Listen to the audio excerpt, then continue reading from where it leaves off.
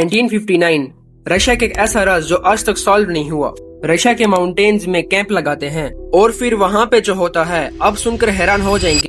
ये 9 young hikers graduate थे और एक्सपीरियंस हाइकर थे। इनका प्लान था कि 300 किलोमीटर पैदल जाकर माउंटेन्स में एक कैंप लगाएंगे।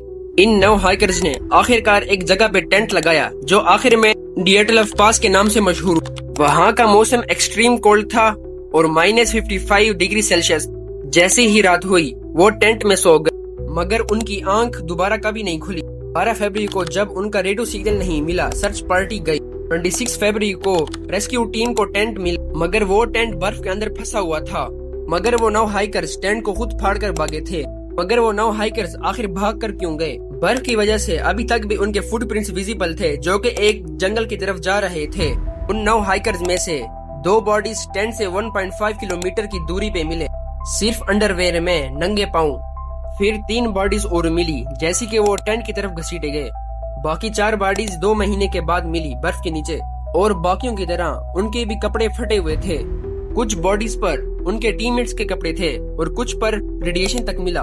उन 9 हाइकर्स में से 3 के स्कल फ्रैक्चर थे और रिब केज क्रश थे, जैसे कि कार एक्सीडेंट में हुआ हो।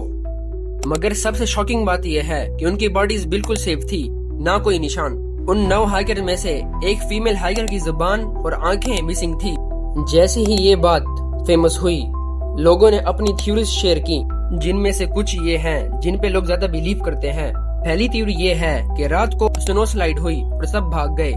कुछ लोग ये कहते हैं कि वहाँ के माउंटेन्स में सीक्रेट मिसाइल्स या केमिकल टेस्ट हुआ।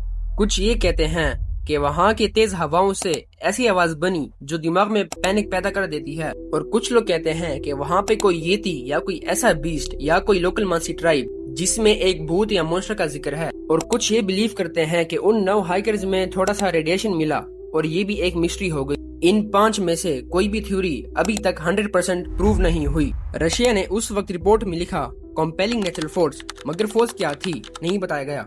मगर गाइस यहाँ पे कुछ सवाल बनते हैं। आखिर वो 9 हाइकर्स नंगे पांव भागे क्यों, जबकि वहाँ का वेदर एक्सट्रीम कोल्ड था? और आखिर उनकी मौत कैसे हुई? क्योंकि कुछ के स्कल फ्रैक्चर थे या कुछ की जबान और आंखें मिसिंग थी। आज तक इनका जवाब ना मिल सका। 60 इयर्स के बाद भी साइंटिस्ट अभी तक सोच रहे हैं आखिर उन 9 हाइकर्स की मौत कैसे हुई। आप किस थ्योरी पे बिलीव करते हैं? कमेंट में बताएं।